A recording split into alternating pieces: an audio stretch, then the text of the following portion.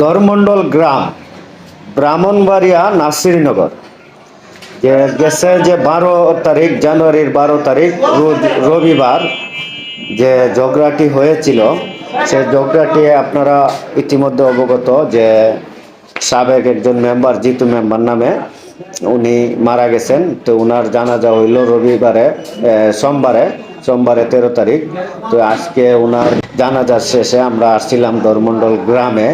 তো দরমন্ডল গ্রামে আপনার পরিদর্শন করলাম যে কি অবস্থা, ক্ষয়ক্ষতি কীরকম, যে ক্ষয়ক্ষতির পরিমাণটা আপনারা নিচে দেখতে পারতেছেন যে একজন মারা গেছে এবং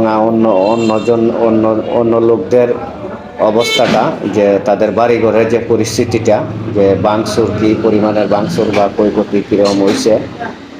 তো এই সর্বশেষ আপডেট হলো আপনার, মনে করেন এই যে ঝগড়াগুলো করে কি পাওয়া যায় বা কি পেয়েছেন কারা।